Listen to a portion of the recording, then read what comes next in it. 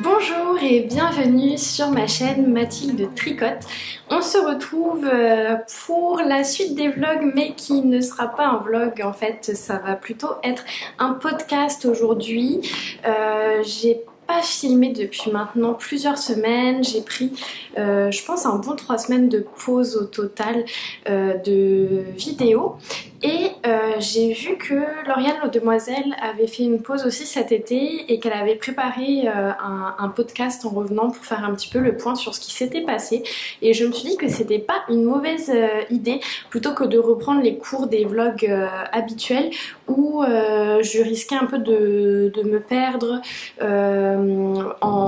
comment dire, ça risquait d'être long en fait parce qu'il aurait fallu que je vous fasse tout le point puis après que je reprenne les vlogs habituels.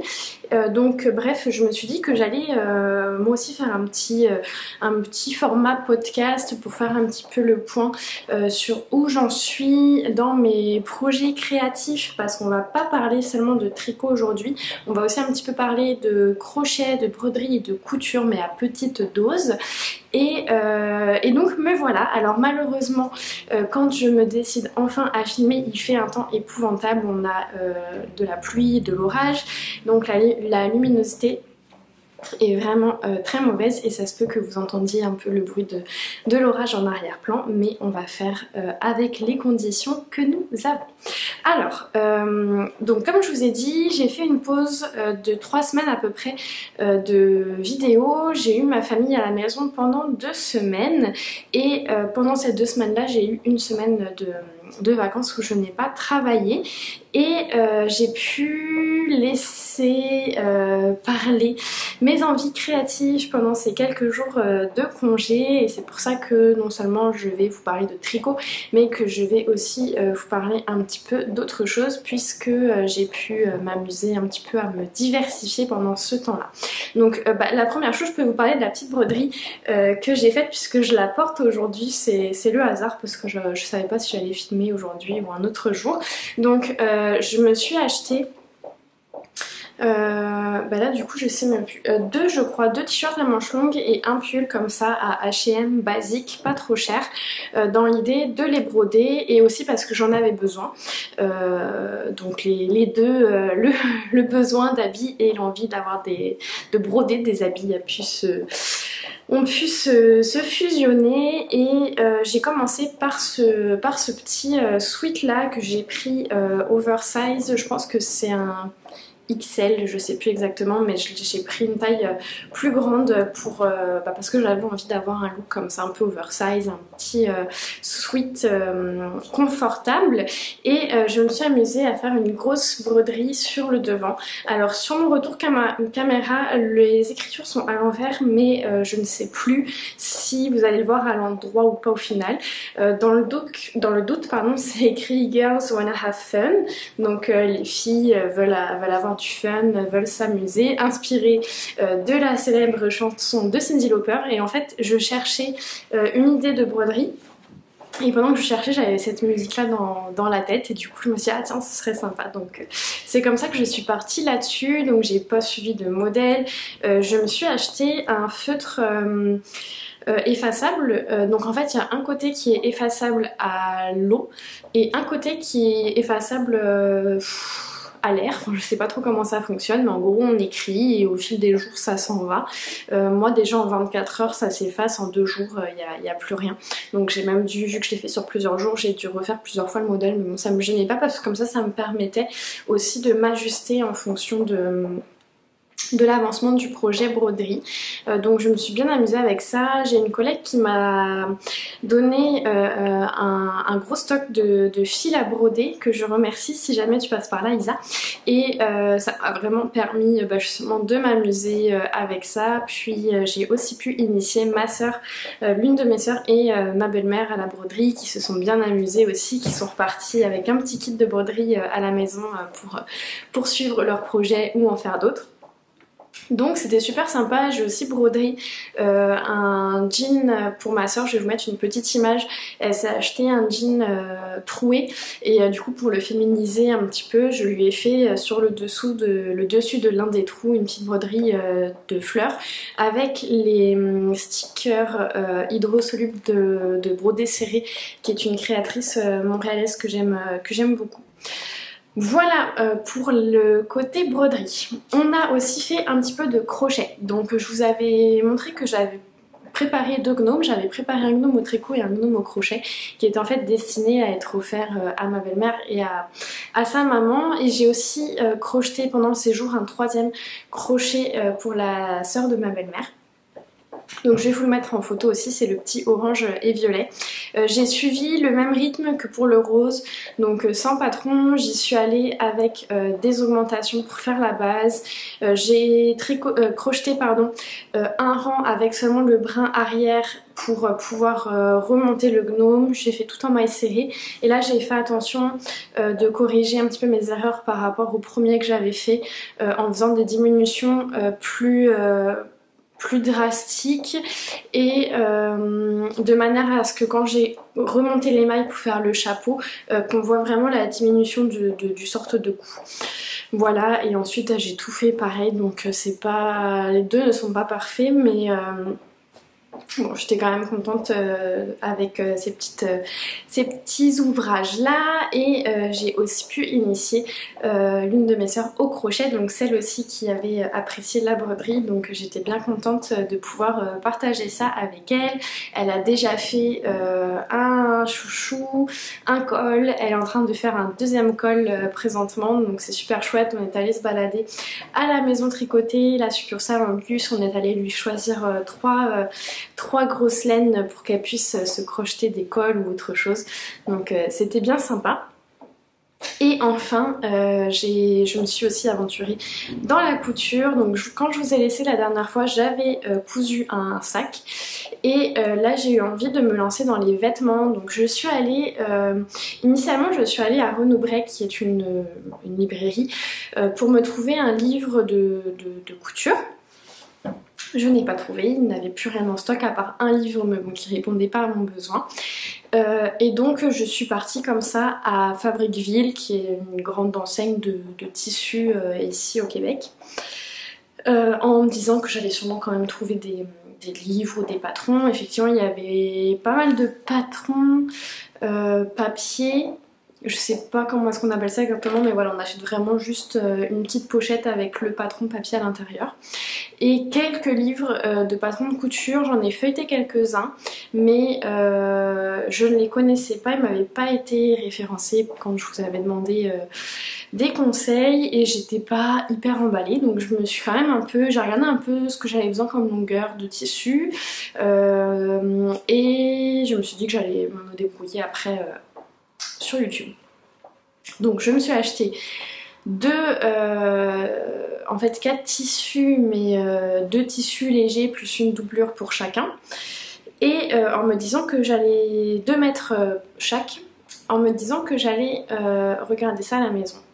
Et en fait au départ j'avais trouvé du coton qui me plaisait bien, qui était assez épais, qui semblait assez facile à travailler pour débuter, enfin épais et fluide à la fois. Et finalement j'avais pas la bonne longueur, largeur nécessaire du tissu en fait, puisque on peut en prendre au mètre, mais après le tissu il a une certaine largeur. Je suis désolée, je connais pas les termes techniques, hein. Et moi il était trop court par rapport à ce que je pense avoir besoin. Et du coup j'avais plus vraiment trop de choix, donc je me suis rabattue sur 2 autres choses. Ça faisait un moment qu'on tournait dans le magasin, j'étais avec mes sœurs et Loris, du coup ça m'embêtait un petit peu de leur faire perdre leur temps, donc je me suis un peu précipitée sur la fin, puis même moi j'en avais marre. Et bon, c'était pas forcément la bonne chose à faire, parce que bon, au final je me rends compte que mes choix c'est pas forcément les meilleurs choix que j'aurais pu faire. Mais bref, en rentrant à la maison, je me suis lancée, j'ai regardé sur YouTube des tutoriels pour faire des jupes. J'en ai trouvé 2, mais j'en ai suivi un principalement que je pourrais vous mettre en barre d'informations, que j'ai trouvé pas trop mal, assez rapide et facile à faire. Et c'est comme ça que je me suis retrouvée à fabriquer cette jupe qui vient d'être lavée par passé, donc elle est sûrement un petit peu froissée, elle a quelques mauvais plis. Donc en fait c'est un tissu en polyester que j'ai, on voit pas trop mais qui est assez transparent, que j'ai doublé avec un autre tissu plus épais. Et en fait c'est ce tissu là que j'aime pas du tout, qui est beaucoup trop épais en fait, et je trouve que ça fait mauvaise qualité quoi. Donc je suis pas très contente. Moi évidemment j'ai eu des déboires, hein, vous vous doutez bien. Déjà mes coutures elles sont même très loin d'être parfaites. La jupe elle est plus courte que ce que je pensais. La doublure je la voulais un petit peu plus courte. Au final j'avais mal fait mes calculs. Elle est vraiment beaucoup trop courte. Elle m'arrive vraiment juste en dessous les fesses quoi, mais pas plus. Donc voilà, il y a beaucoup de défauts. L'élastique, j'en pouvais plus, ça faisait 4 heures que j'étais dessus, j'ai fait une erreur, du coup j'ai coupé l'élastique pour le recoudre, donc là j'ai perdu quelques centimètres. Et en fait clairement c'était même si c'était pas grand chose, même si c'était peut-être 3 centimètres, bah c'était 3 centimètres de trop qui font que du coup elle est un peu trop serrée. Enfin voilà, elle aurait pu être sympa, elle n'est pas catastrophique pour un premier ouvrage. Mais honnêtement, je suis même pas sûre de la porter. Même si elle est pas, on peut pas dire qu'elle soit loupée en tant que telle, mais je sais pas, peut-être que c'est juste le fait de pas avoir apprécié le moment en fait qui fait que du coup j'ai même pas envie. Enfin là quand je vais la chercher pour vous la montrer, je savais même pas où elle était. Je l'ai jamais reportée, je l'ai portée quelques heures le jour où je l'ai faite et je l'ai jamais reportée. Donc là je suis en hésitation à tout découper, enlever les coutures, ou enfin bon, voir suivant ce que je vais faire. Et peut-être faire autre chose avec, peut-être faire justement un petit sac ou un accessoire X ou Y, enfin je sais pas. Mais je pense pas la conserver parce que je vais pas l'utiliser en fait.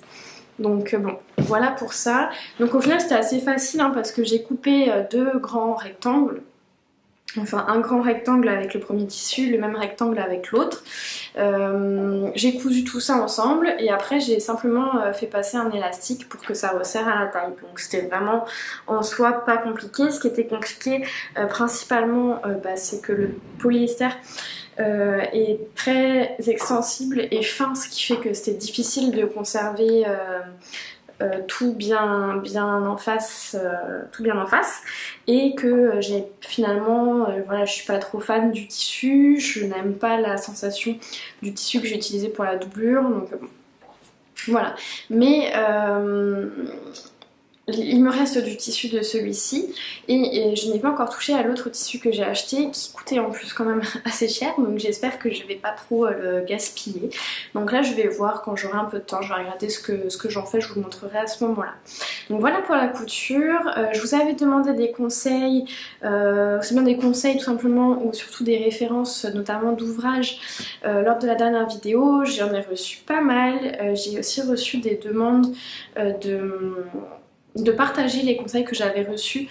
Au départ je pensais les dire dans la vidéo, mais je me rends compte que ça va être trop long, donc je pense que ce que je vais faire c'est que je vais vous mettre sûrement dans la barre de description ou en commentaire épinglé, je verrai ce qui est le plus pratique. Je vais vous faire une liste des recommandations que j'ai reçues qui sera peut-être pas exhaustive parce que je l'ai pas encore faite et je me rends pas compte s'il y en a vraiment beaucoup ou pas, parce que j'en ai reçu beaucoup mais c'est souvent les mêmes choses revenaient. Donc je vous ferai ça pour si vous êtes comme moi, que vous débutez en couture, vous pourrez vous y référer. Moi j'avais vraiment envie de commencer avec l'ouvrage de Liz Taylor, je crois qu'il s'appelle, non en fait je sais même plus comment est-ce qu'il s'appelle, Cozy at Home je crois, qui est des petits vêtements pour la maison, des petits pyjamas, des petites affaires pour traîner, et je trouvais ça chouette parce que je me disais bah au moins si c'est pas parfait je vais quand même les utiliser, parce que ça va être pour être à la maison, donc ce sera vu par personne, sauf que bah, je l'ai pas trouvé au Québec, j'ai l'impression qu'il n'est pas vendu au Québec. Donc là pareil on m'a conseillé de regarder sur le site de Liz Taylor, de la contacter directement, voir s'il y avait des revendeurs.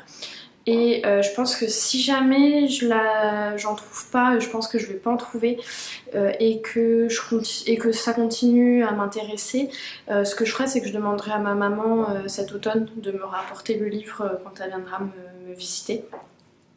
Donc voilà pour les histoires de couture, je pense que ça fait le tour.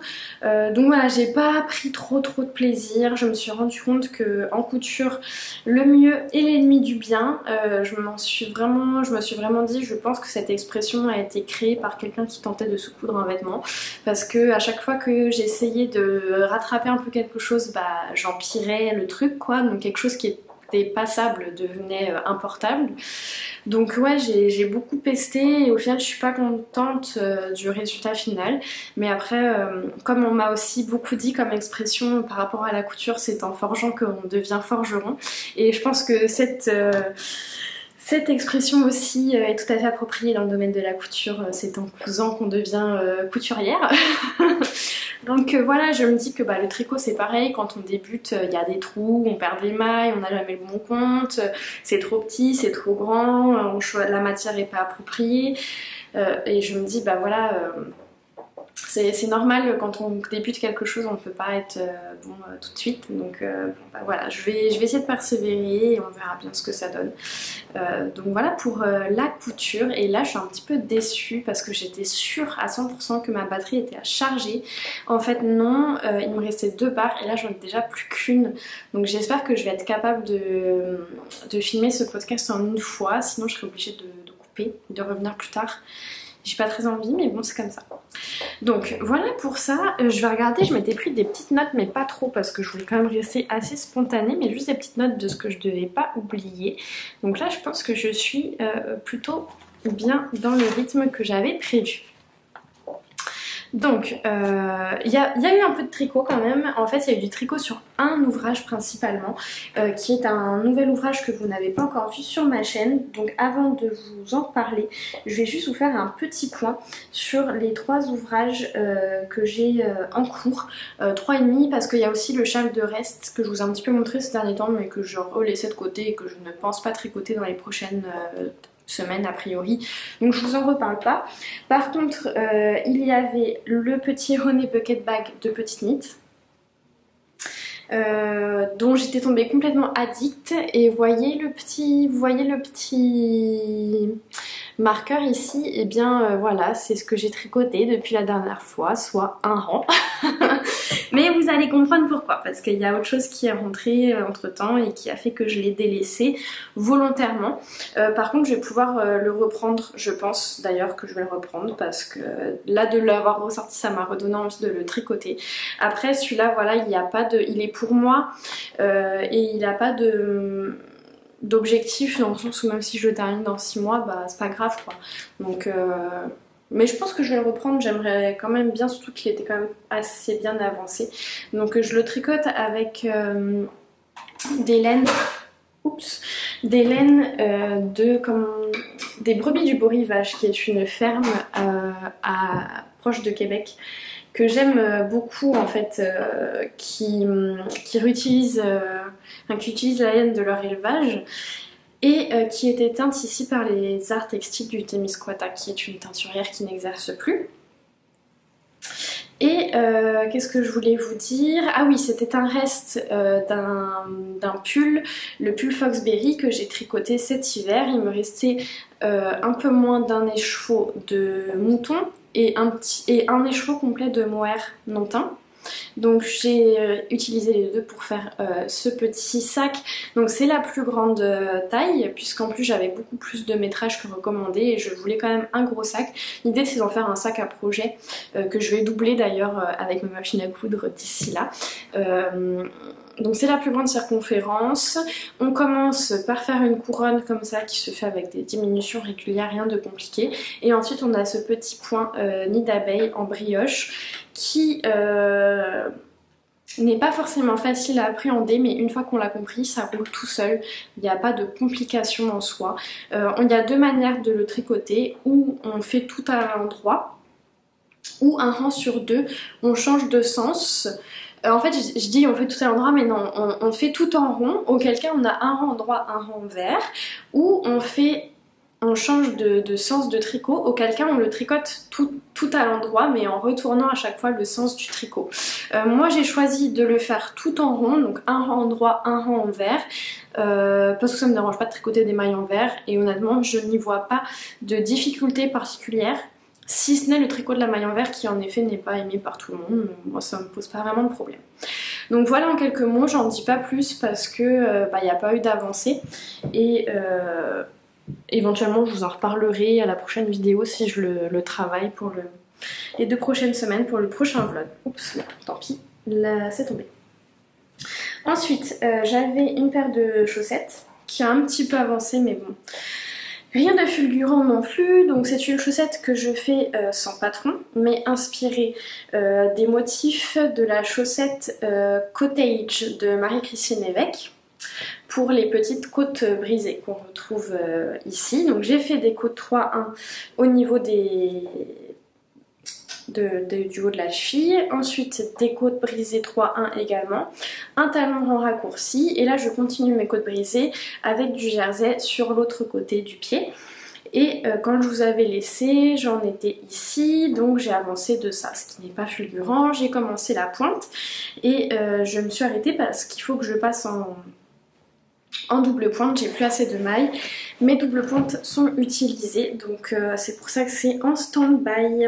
Donc voilà pour la petite chaussette que je fais avec les laines maille à part qui sont également des teinturières québécoises que j'apprécie beaucoup. J'aime beaucoup leur laine autorayante, c'est la première fois que je l'essaye mais je l'ai beaucoup appréciée, il n'y a pas de démarcation. Moi c'est ce que j'aime pas trop dans les laines autorayantes, c'est quand on voit les changements de rang et là non, ça se fait tout en douceur, c'est vraiment très bien fait.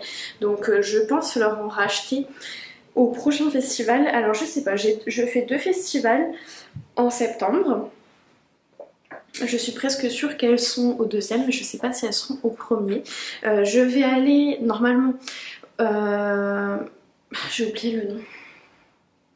Je crois que c'est Pomme de laine que ça s'appelle. C'est un festival qui a lieu le week-end du 9 septembre si je me trompe pas. En Estrie. Et il y a le festival de la petite laine, c'est ça? Oui, de la petite laine, à la fin du mois de septembre où je vais aller aussi. Voilà, ensuite vous aviez également mon châle que je suis en train de designer qui n'a pas du tout avancé. Je le boude un petit peu et je le reprendrai quand j'aurai envie. Honnêtement au départ je pense, mon objectif initial était de le finir pour fin août, pour qu'il puisse sortir à l'automne et finalement non, donc non dans le sens où j'ai pas eu envie. Donc là ce châle là je me rends compte je ressens de la contrainte vis-à-vis de lui parce que je ressens un certain engagement envers vous, de vous l'avoir montré. Vous avez été très nombreuses à me dire qu'il vous plaisait, que vous étiez intéressées, etc. pour le tricoter.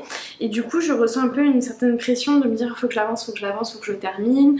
Et au final, ça fait que je le fais à contre-cœur. Donc là, je me suis dit relâche la pression, il n'y a pas mort d'homme, il sera prêt quand il sera prêt, tu le tricoteras quand tu auras envie de le tricoter, t'écriras le patron quand tu auras envie de l'écrire. Donc peut-être il sera prêt dans 2 mois, peut-être il sera prêt dans 2 ans. Je ne le sais pas, de toute façon je vous l'ai dit depuis le début hein, que je savais pas exactement quand est-ce qu'il serait terminé. Et je sais très bien que vous êtes toutes très compréhensives, que ça ne vous empêche pas de dormir la nuit, que ça m'empêche plus moi que vous de dormir la nuit. Donc voilà, pas d'avancée et pas d'avancée prévue pour le moment. Ensuite, il y a un nouvel ouvrage sur mes aiguilles que je vous montre, mais c'est pas lui qui m'a accaparé ces dernières semaines.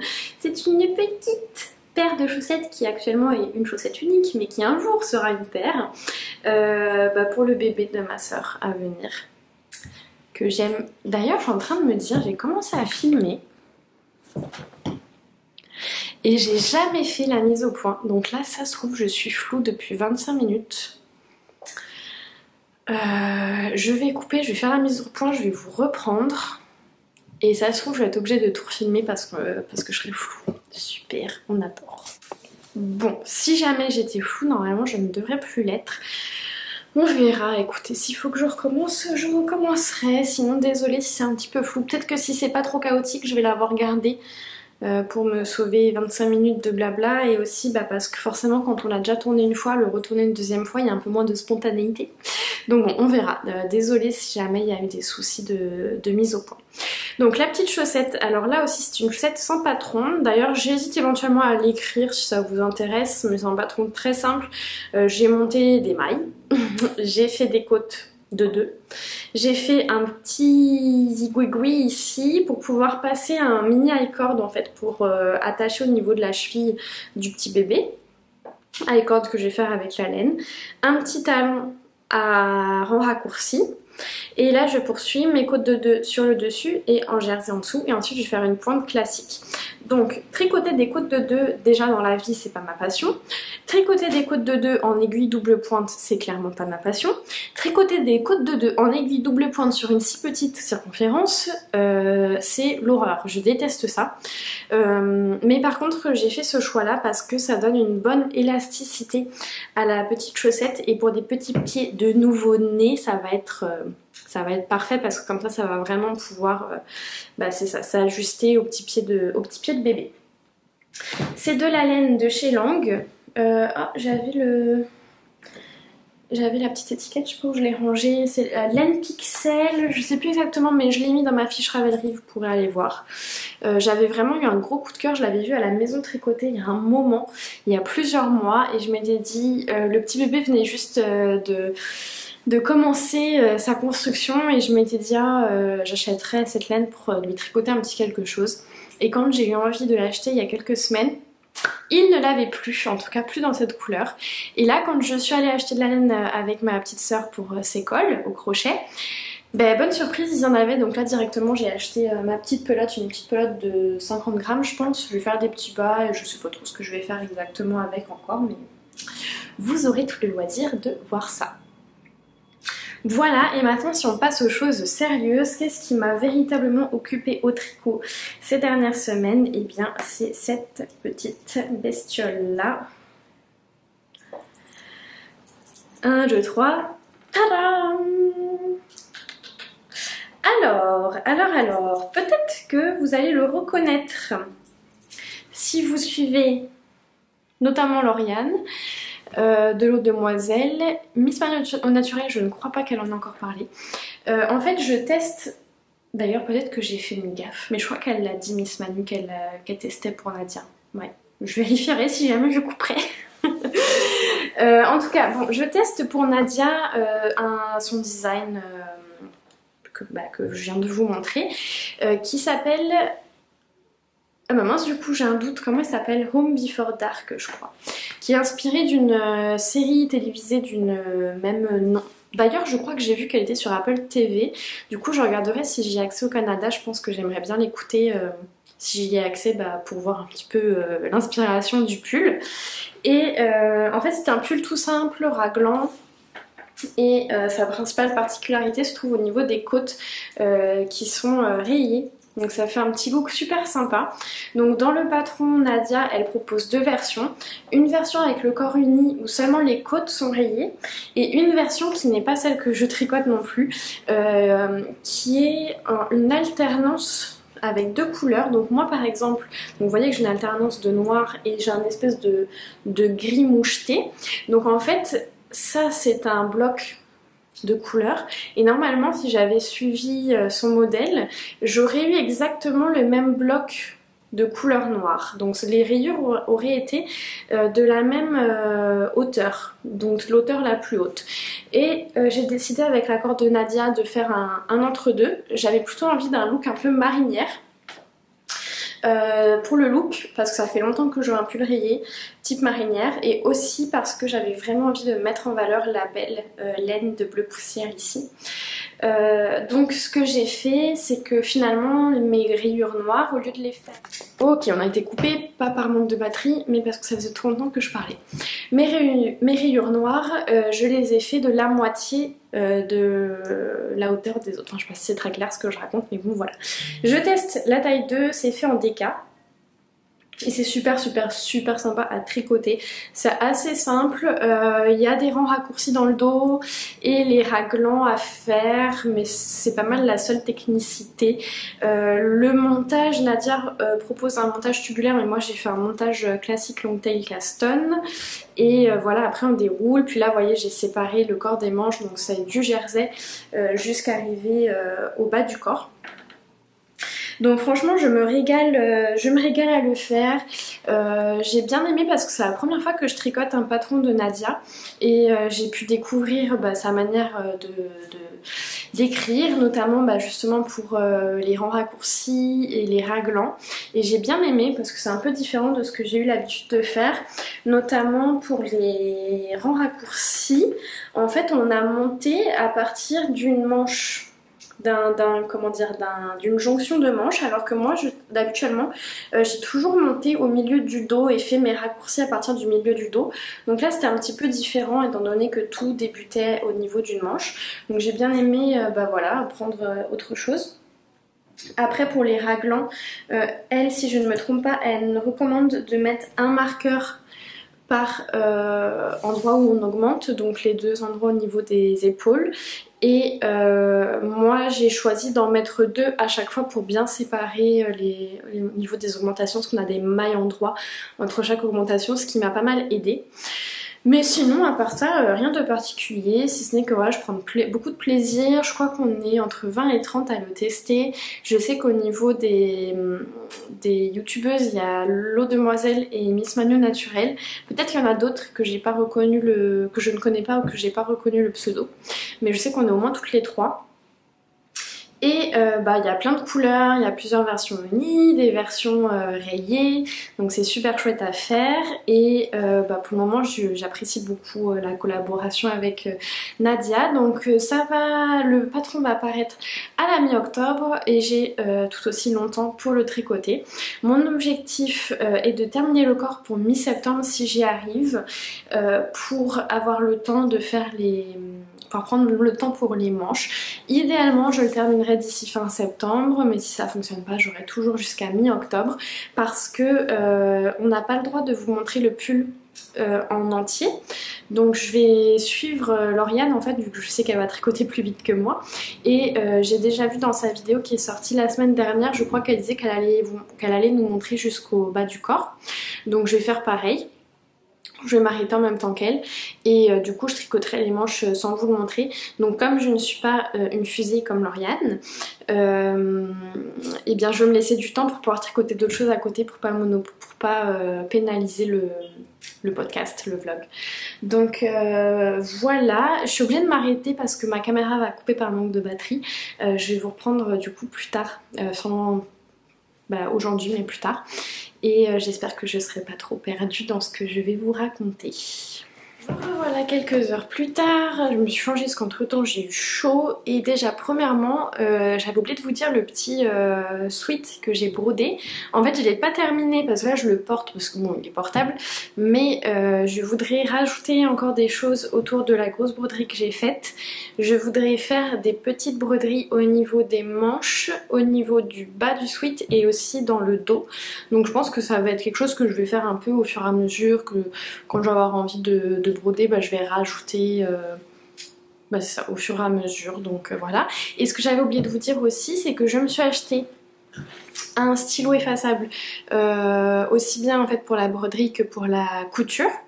Mais j'ai aussi acheté du papier hydrosoluble pour pouvoir reporter des choses directement sur le papier et voilà, pouvoir le coller sur le tissu. Voilà, bon ensuite, deuxième chose, donc je me suis changée, j'ai enfilé un ranunculus qui est mon premier, oui ça c'est le premier ranunculus que j'ai fait en coton et laine de la Bio Balance de BC Garn, que j'aime beaucoup. Je l'ai fait à l'époque où le ranunculus n'existait qu'en taille unique. Et je l'ai très peu porté cet été, alors que je l'ai énormément porté l'été passé. Et je l'aime il est hyper confortable en fait. Il est hyper confortable, il tient pas chaud, il est parfait. Là j'ai un petit débardeur en dessous, mais souvent quand il fait plus chaud, je le porte juste avec une brassière ou même un soutien-gorge parce qu'il est, malgré qu'il soit tricoté en déjaugé, il est pas du tout transparent. Bah, je pourrais pas non plus le porter sans rien en dessous, mais bon voilà, il est pas... on voit pas non plus trop au travers. Et bref voilà, c'est tout, je l'adore. Donc... j'étais en train de vous parler du test pour Nadia. Ce que je voulais vous rajouter comme information, c'est premièrement que Nadia ne nous autorise pas à dévoiler les photos de l'ouvrage terminé avant sa sortie. Donc c'est pour ça que je ne vous l'ai pas mis comme je fais habituellement dans la présentation et que vous ne le verrez pas. Vous ne verrez ni les photos des ouvrages de Nadia puisqu'elle en a fait 2, ni donc ma version terminée. En tout cas pas avant la sortie du patron qui est le 12 octobre je crois. Ensuite, pour les laines que j'ai utilisé donc 2 types de laine. J'ai utilisé ma laine de bleu poussière qui est de la saison des cas, qui est, tiens parfait, j'ai la petite étiquette ici. Donc c'est du 50% bébé alpaga, 25% lin, 25% soie de mûrier. C'est du 249 mètres pour du 100 grammes.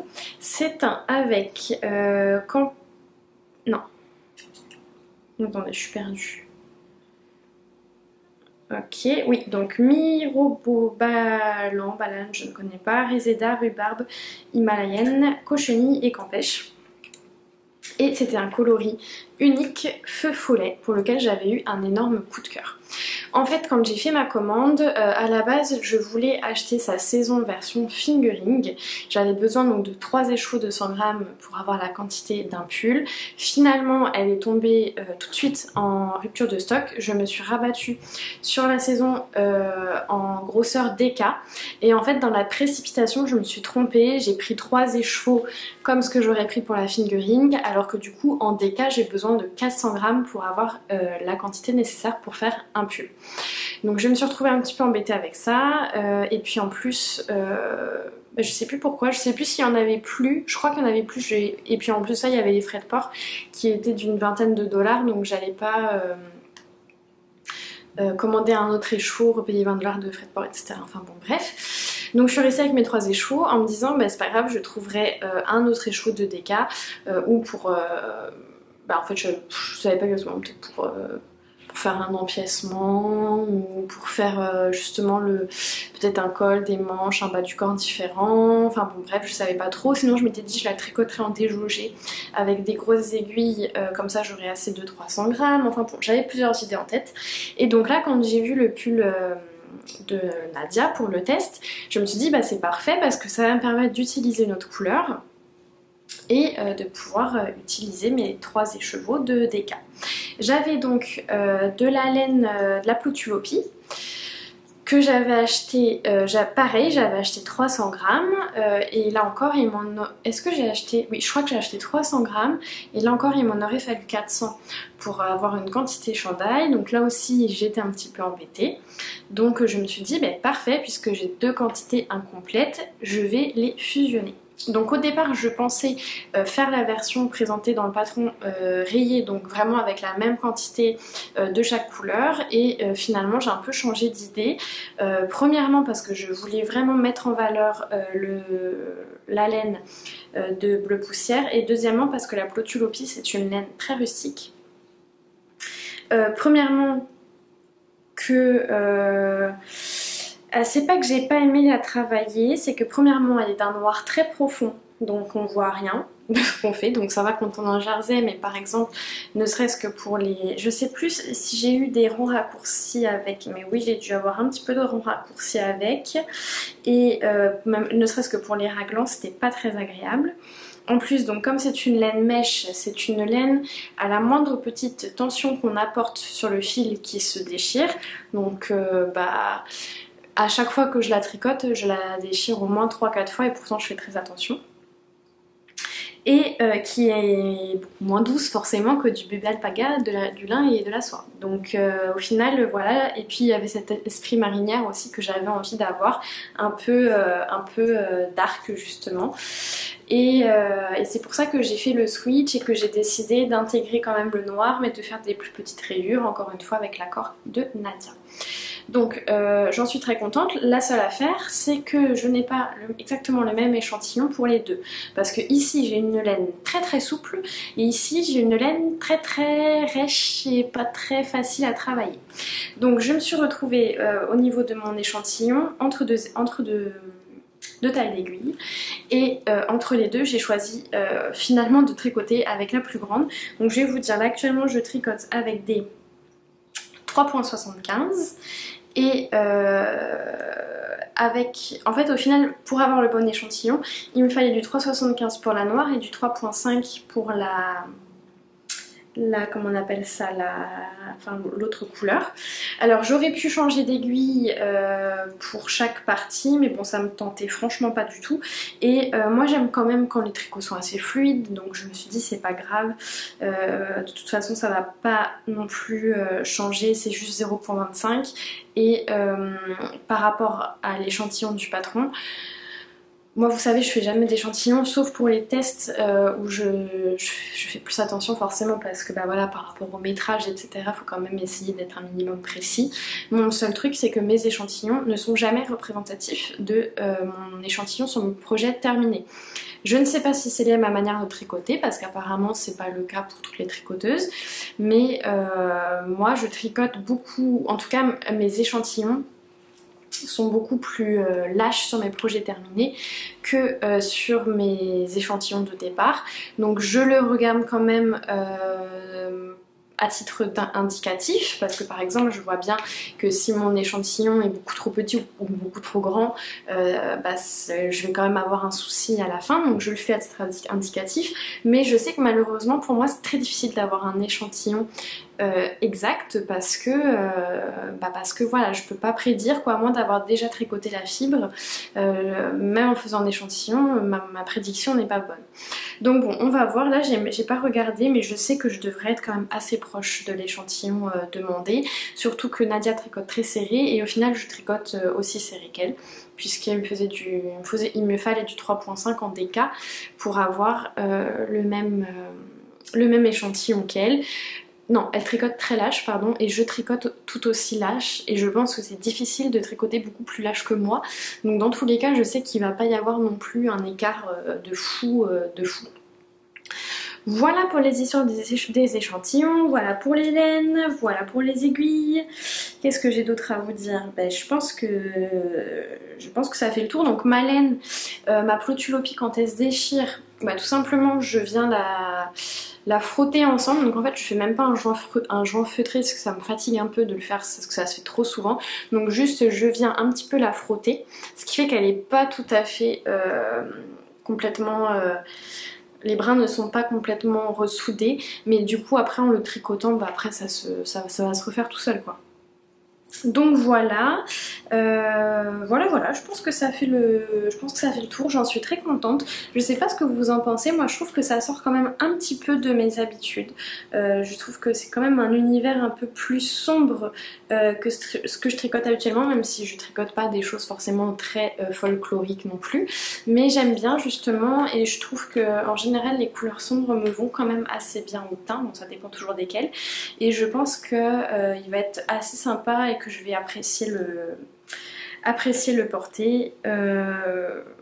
Voilà, je pense que ça fait le tour de ce que j'avais à vous dire pour ce projet là. Qu'est-ce que j'ai d'autre à vous raconter? Je pense qu'on arrive vraiment au bout. Je vais regarder quand même ma petite liste de points. Ça c'est bon, ça c'est bon, ça c'est bon, ça c'est bon, ça c'est bon. Donc je vais vous montrer aussi, j'ai acheté un livre, pas n'importe quel livre, j'ai acheté, ça y est, le fameux Mouche et ses amis de Cynthia Vallée, donc qui est un recueil de patrons de petits animaux. J'avais déjà tricoté de Cynthia son petit lapin, le Bunny Odile, il y a un peu plus d'un an, que j'avais vraiment beaucoup aimé, j'avais adoré le rendu. Je me souviens que j'avais trouvé ça très long. Par contre ouais, le rendu est super, là ça fait plus d'1 an qu'il existe ce petit lapin et il est toujours en super bon état. Donc j'en suis super contente et j'ai hésité vraiment à acheter ce recueil là parce que bah, déjà je trouve l'ouvrage quand même très beau et je trouve tous les animaux très beaux. Ce qui me faisait hésiter c'est que je me disais est-ce que vraiment je vais les tricoter. Alors je pense quand même que oui parce que donc j'ai une petite nièce de 2 ans et il y a un autre neveu ou nièce qui arrive pour l'automne et je me suis dit c'est quand même de chouettes cadeaux à offrir pour les anniversaires ou pour Noël, donc je me dis bon voilà, rendu à 2 bébés à gâter, je vais bien trouver l'occasion, même si je vais pas tous les tricoter dans l'année parce que c'est long à faire, je me suis dit je vais bien trouver l'occasion de tricoter ces petits personnages là, surtout que je les trouve assez sécuritaires même pour un nouveau-né parce que le principe des animaux de Cynthia Valley c'est qu'il n'y a pas de couture, ils se tricotent tout en une seule fois, donc ça fait qu'ils sont plus solides.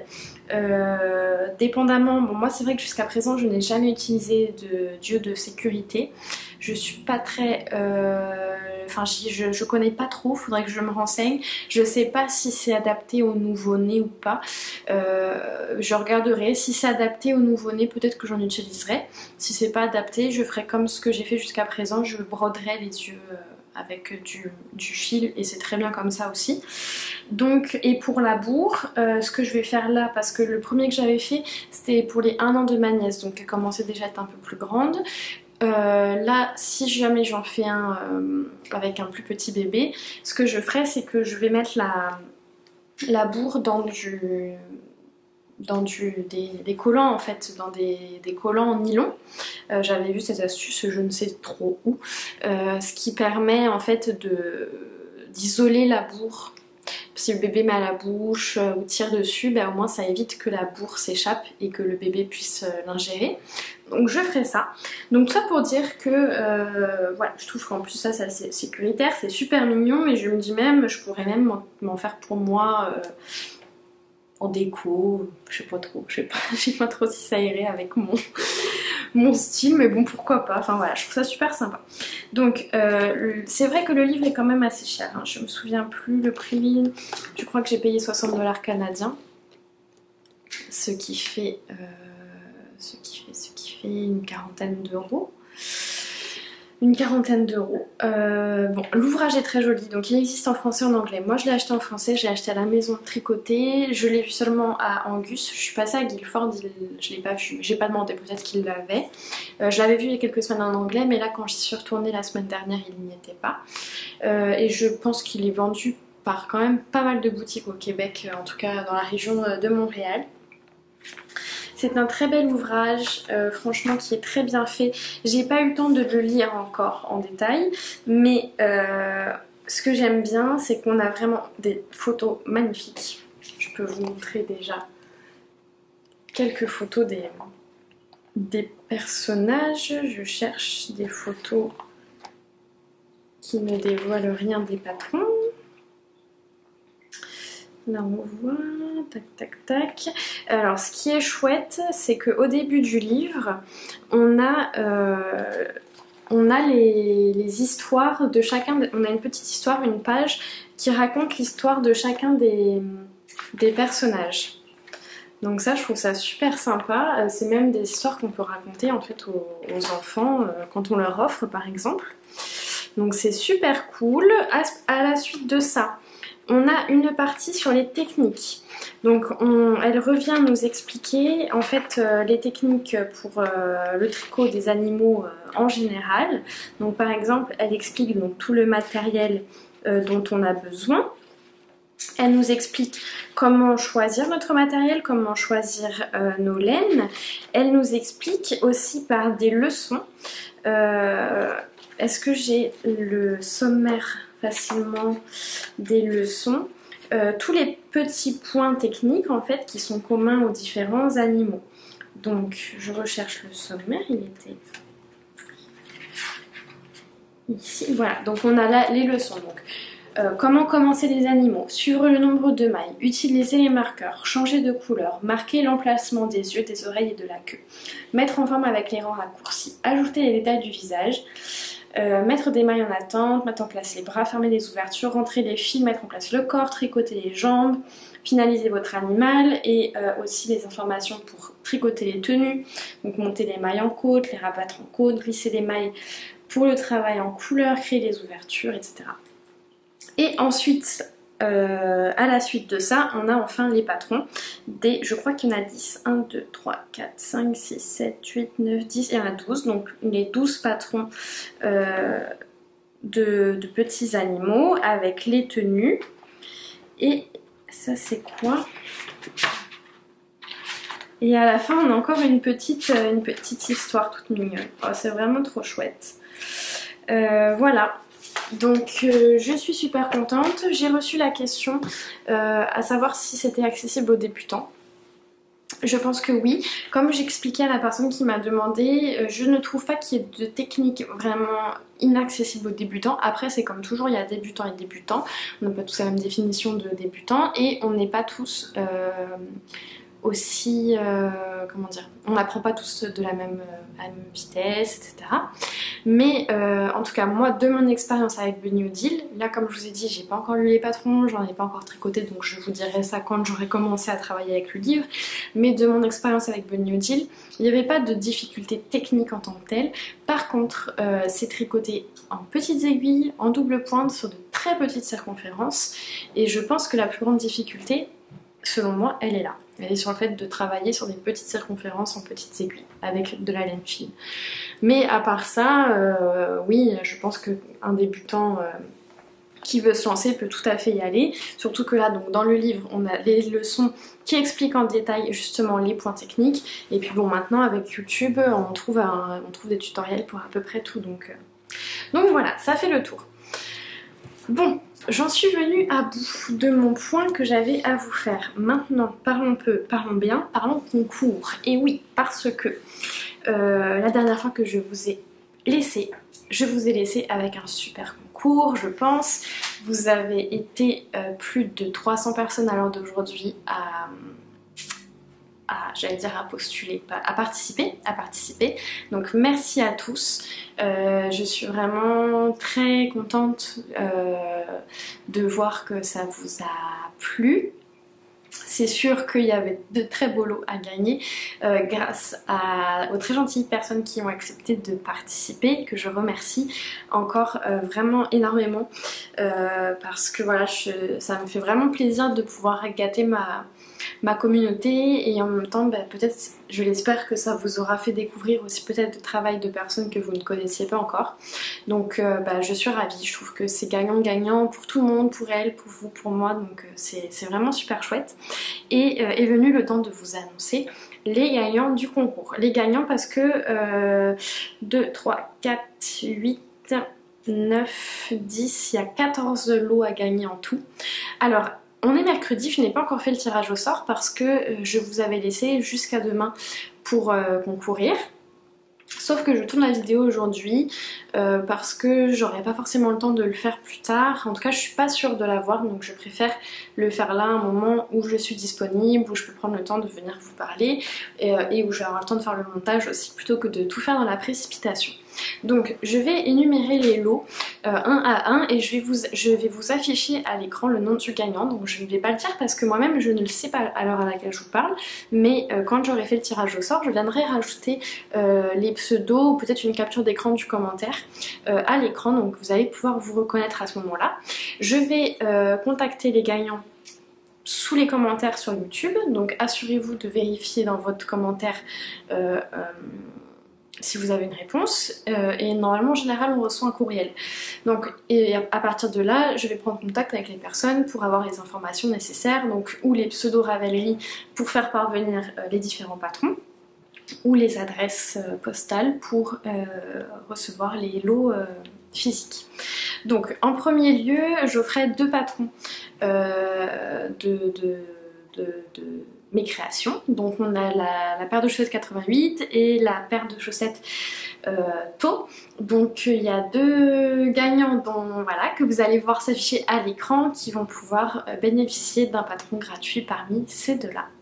On avait aussi Andréane Pérus qui nous offrait un patron très généreusement. Donc là encore, voilà, félicitations à toi, tu vas pouvoir choisir un patron parmi la très belle bibliothèque d'Andréane qui va t'être offert.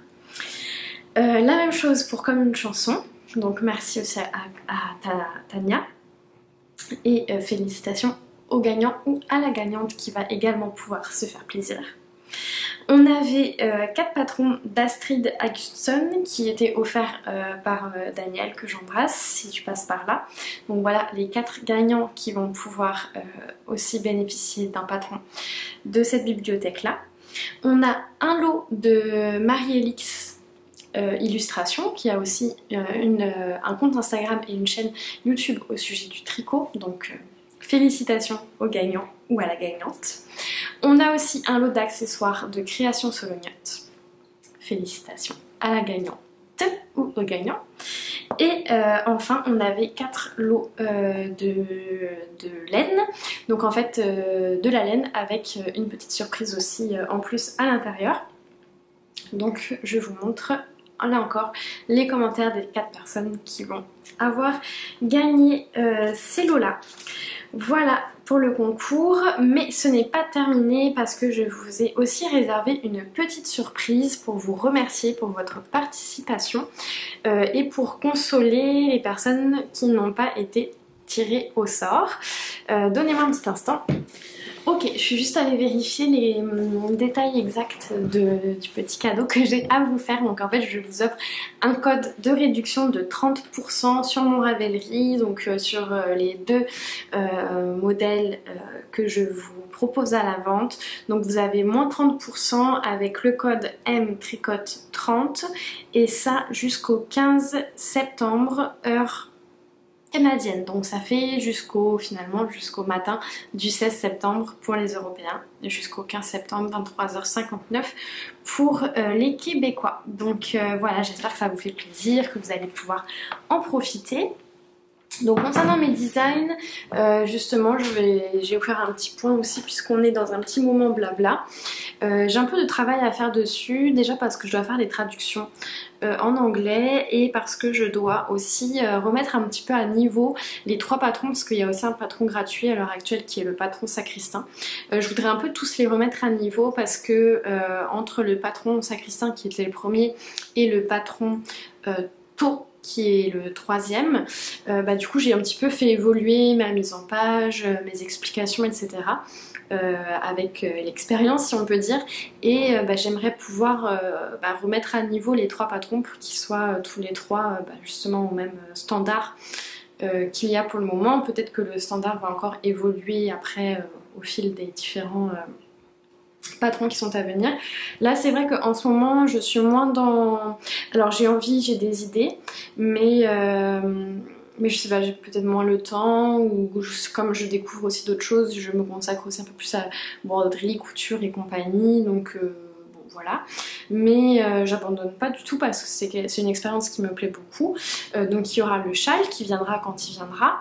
Je vous propose les petits bas pour les bébés, vous me dites si vous avez un intérêt ou pas parce que voilà, je l'ai fait pour moi. Si je l'ai fait pour moi, je peux vous partager la recette si ça vous intéresse. Si ça vous intéresse pas, c'est correct comme ça. Et il y aura sûrement d'autres patrons à venir plus tard, mais en tout cas voilà, pour le moment c'est là où ça en est. Pour la traduction en anglais et la mise à niveau des patrons, je pensais le faire au courant de l'été, finalement l'été est passé extrêmement vite et j'ai eu le temps à peu près de ne rien faire du tout.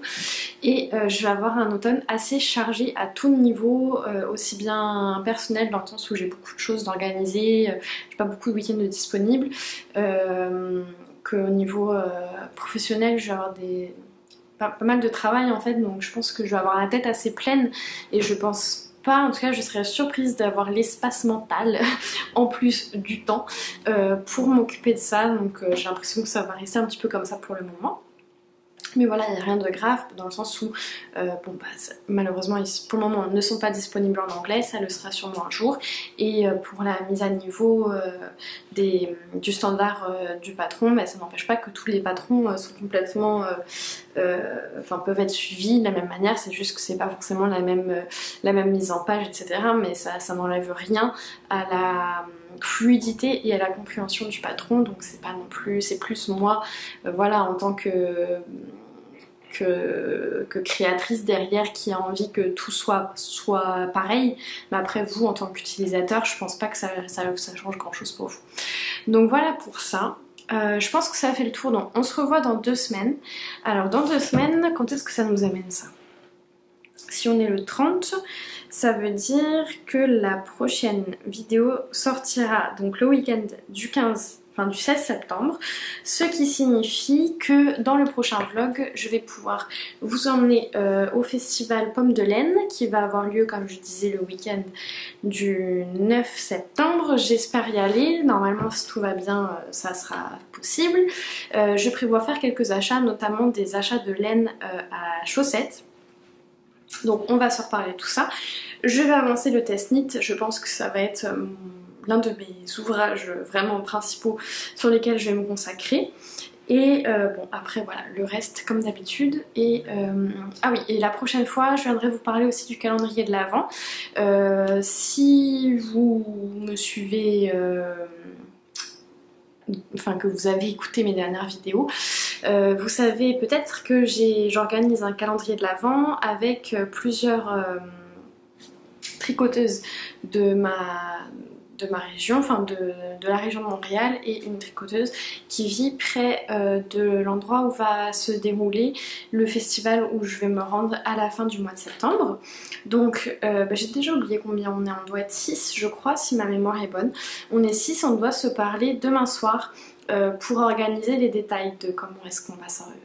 Oui, organiser les détails de comment on va s'organiser, oui ça c'est très, très français, très logique.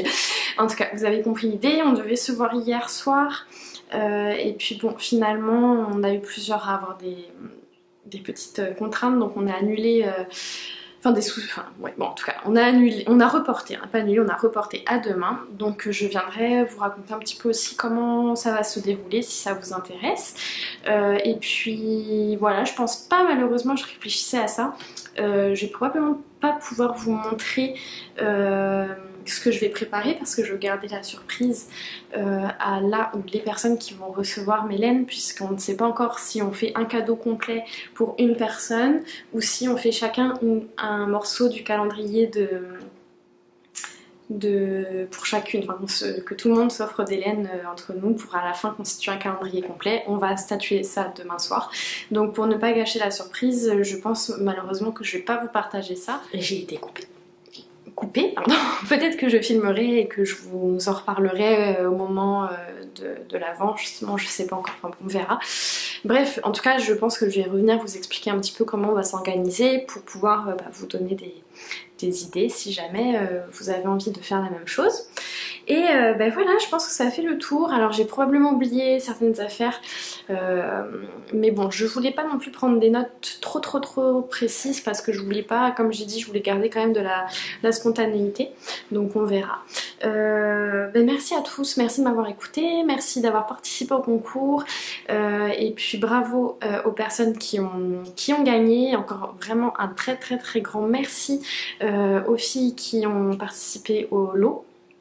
Et nous on se dit à dans 2 semaines pour reprendre un rythme habituel de vlog. Donc je vais vous emmener sur mes 2 semaines, jour après jour, même si je reviens pas tous les jours, mais en tout cas voilà, petit à petit, pour vous montrer mes avancées et vous montrer mes achats, puisqu'il y en aura probablement d'ici là.